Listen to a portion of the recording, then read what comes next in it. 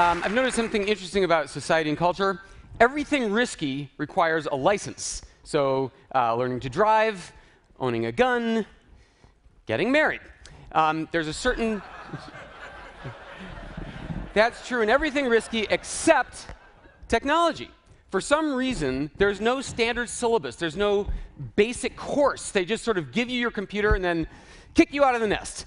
You're supposed to learn this stuff how? Just by osmosis. Nobody ever sits down and tells you this is how it works. So today, I'm going to tell you 10 things that you thought everybody knew, but it turns out they don't. All right, first of all, on the web, when you're on the web and you want to scroll down, don't pick up the mouse and use the scroll bar. That's a terrible waste of time. Do that only if you're paid by the hour. Instead, hit the space bar. The space bar scrolls down one page. Hold down the shift key to scroll back up again. So space bar to scroll down one page works in every browser on every kind of computer. Also on the web, when you're filling in one of these forms, like your addresses, I assume you know that you can hit the tab key to jump from box to box to box. But what about the pop-up menu where you put in your state? Don't open the pop-up menu. That's a terrible waste of calories. Type the first letter of your state over and over and over. So if you want Connecticut, go CCC. If you want Texas, go TT. And you jump right to that thing without even opening the pop-up menu. Also on the web, when the text is too small, what you do is hold down the control key and hit plus, plus, plus. You make the text larger with each tap. It works on every computer, every web browser, or minus, minus, minus to get smaller again. If you're on the Mac, it might be command instead. When you're typing on your BlackBerry, Android, iPhone, don't bother switching layouts to the punctuation layout to hit the period and then a space and then try to capitalize the next letter. Just hit the space bar twice. The phone puts the period, the space, and the capital for you. Go space, space. It is totally amazing. Also, when it comes to cell phones, on all phones, if you want to redial somebody that you've dialed before, all you have to do is hit the call button, and it puts the last phone number into the box for you. And at that point, you can hit call again to actually dial it. So you don't need to go into the recent calls list. So if you're trying to get through to somebody, just hit the call button again. Here's something that drives me crazy. When I call you and leave a message on your voicemail, I hear you saying, leave a message, and then I get these 15 seconds of frickin' instructions like we haven't had answering machines for 45 years. I'm not bitter. So it turns out there's a keyboard shortcut that lets you jump directly to the beep like this. Unfortunately, the carriers didn't adopt the same keystroke.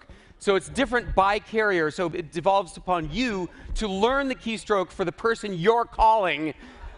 I didn't say these were going to be perfect. OK. So most of you think of Google as something that lets you look up a web page, but it is also a dictionary. Type the word define, and then the word you want to know. You don't even have to click anything. There's the definition as you type. It's also a complete FAA database. Type the name of the airline and the flight. It shows you where the flight is, the gate, the terminal, how long till it lands. You don't need an app for that. It's also unit and currency conversion. Again, you don't have to click one of the results. Just type it into the box, and there's your answer. While we're talking about text, when you want to highlight, this is just an example. When you want to highlight a word, please don't waste your life dragging across it with the mouse like a newbie. Double-click the word. Watch 200, I go double-click. It neatly selects just that word. Also, don't delete what you've highlighted. You can just type over it. This is in every program.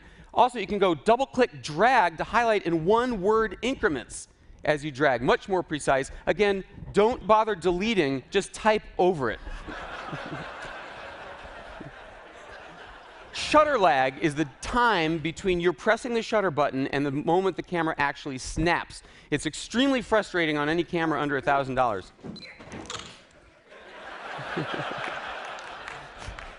So that's because the camera needs time to calculate the focus and exposure. But if you pre-focus with a half press, leave your finger down, no shutter lag. You get it every time. I've just turned your $50 camera into a $1,000 camera with that trick. And finally, it often happens that you're giving a talk, and for some reason the audience is looking at the slide instead of at you. So when that happens, this works in Keynote, PowerPoint, it works in every program. All you do is hit the letter B key, B for blackout, to black out the slide, make everybody look at you, and then when you're ready to go on, you hit B again. And if you're really on a roll, you can hit the W key for whiteout, and you white out the slide, and then you can hit W again to unblank it. So I know I went super fast. If you missed anything, I'll be happy to send you the list of these tips. In the meantime, congratulations, you all get your California technology license. Have a great day.